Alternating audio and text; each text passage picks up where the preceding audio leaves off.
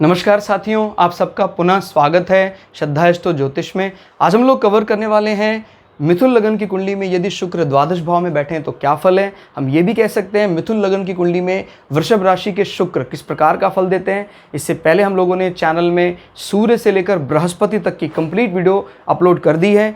कोई भी व्यक्ति भृगु सरल पद्धति को आधार बनाकर ज्योतिष को सीखना चाहता है, हमारे चैनल को सब्सक्राइब कर सकता है। हम जल्दी ही सूर्य से लेकर राहु केतु तक 9 के 9 ग्रहों का 12 अलग अलग लग्न की 12 अलग अलग राशियों फल को अपलोड करने वाले हैं। इस अपलोडेशन को टाइमली पाने के लिए आप बेल आइकन दबाएं ताकि आपको सारा अपलोडेशन टाइमली मिल सके। मेरा नाम है सनत कुमार वाजपेयी। 15 सालों का अनुभव मुझे साइंस एंड एस्ट्रोलॉजी में। हमारे बारे में अधिक जानकारी के लिए आप सिंपली गूगल करें सनत वाजपेयी लिखें, आपको हमारे बारे में कंप्लीट इन्फॉर्मेशन मिल जाएगी। तो शुरुआत करते हैं आज की क्लास का। लग्न से एंटी क्लॉकवाइज गिनते हैं, यह आता है 12वां या द्वादश भाव। फिलहाल यहाँ वृषभ राशि जहाँ शुक्र स्वग्रह होकर बैठे हैं। दोस्तों द्वादश भाव या 12वां भाव क्या बताता है? 12वां भाव बात करता है हमारे जीवन की ओवरऑल व्यय की, खर्चों की। ये एक ऐसा भाव है जो हमारे जीवन में मोक्षा की बात भी करता है। अगर यहाँ पर जैसे शुक्र स्वग्रह होकर बैठे हैं तो ऐसे जीवन में बड़ी शांति रहती है। अशांत, हालांकि शुभ ग्रह वैसे यहाँ अच्छे नहीं माने जाते हैं, लेकिन अगर अपने घर में होकर बैठते हैं तो कोई भी प्लैनेट अपने घर का होकर तो नुकसान नहीं। वैसे भी इस कुंडली के लिए शुक्र बड़े शुभ हैं। तो जो 12वें घर में जाकर अपने ही घर में तो शुभता को बचाए रखते हैं। और 12वां भाव हमारे जीवन के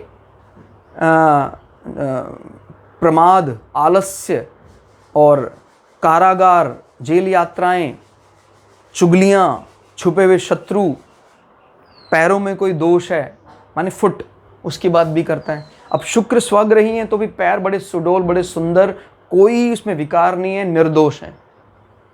और शुक्र को 12वें भाव में प्रायः, क्योंकि कालपुरुष की कुंडली में 12वें भाव में उच्च के होते हैं, अच्छा माना जाता है। तो ऐसे लोगों का जीवन में जो व्यय होता है, खर्चा होता है, ये वस्तुओं मतलब ऐसे लोगों का यश गान करते हैं लोग इनके व्यय में।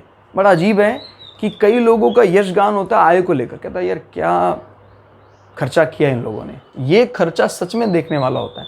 और खर्चा तभी हो सकता है जब आपके पास कहीं ना कहीं इनकम सोर्सेज हैं।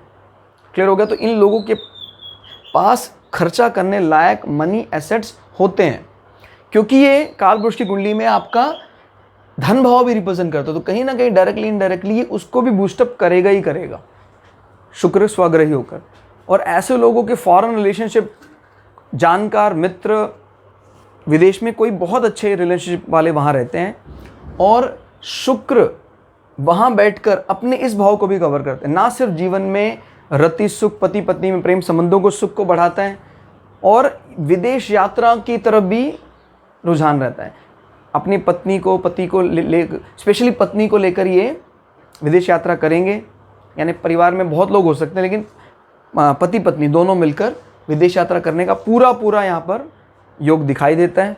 और पंचम भाव का स्वामी जब 12वें भाव में चला जाता है स्वग्रही होकर, तो बताता है कि पढ़ाई के लिए भी ऐसे लोग विदेश में जाकर सेटल हो सकते हैं, पढ़ने के लिए विदेश जा सकते हैं, और वहीं उनके जीवन में उनके पार्टनरों ने मिल सकते हैं, बिकॉज शुक्र पार्टनर की भी बात करता है।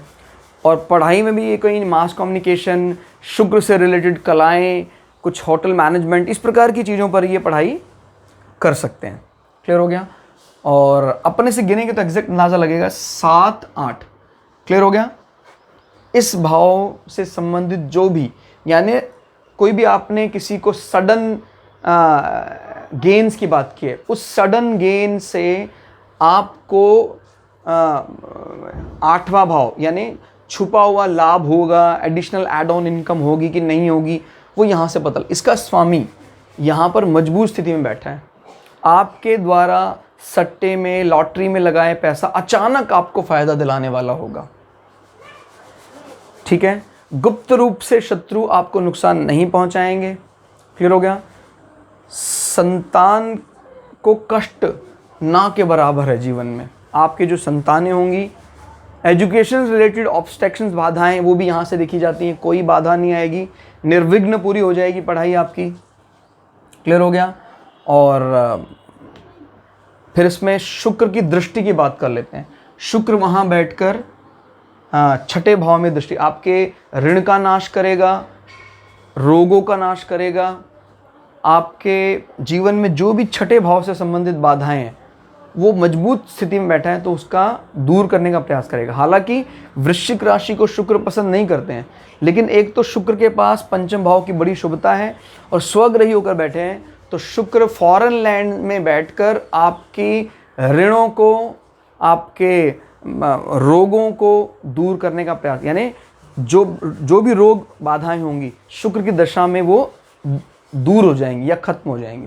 मैं जैसे कह रहे अभी सर, अभी केतु की दशा चल रही है, अब कब तक चलेगा जीवन में, कहते जैसे शुक्र की दशा चालू होगी वैसे ही आपकी वो बाधा दूर हो जाएगी। क्लियर? तो कुल मिला के 12वें भाव में शुक्र का, और ये मोक्षा की तरफ भी आदमी को अट्रैक्ट करता है, बिकॉज शुक्र खाली सांसारिक गुणों में महारत रखते हैं ऐसा नहीं है, शुक्र भी गुरु हैं, ये हमें भूलना नहीं है। तो जीवन का अंतिम पक्ष भी बड़ा सेटिस्फाई रहता है।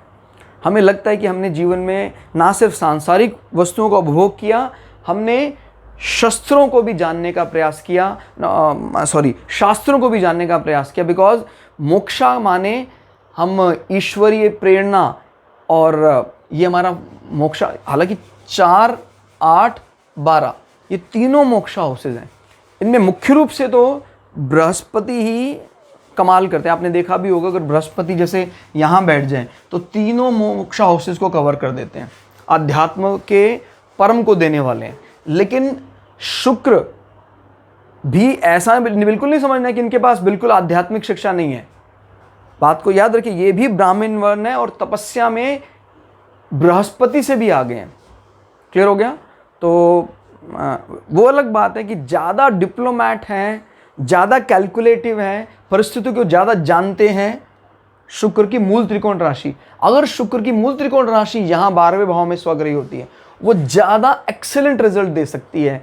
माने शुक्र के लिए एक्सेलेंट रिजल्ट 7 नंबर में देगा, यहाँ 2 नंबर, क्योंकि मुख्य रूप से कुटुंब, हमारे अपनों की बात करता है, तो मुख्य रूप से आदमी का ध्यान तो उसी में रहता है।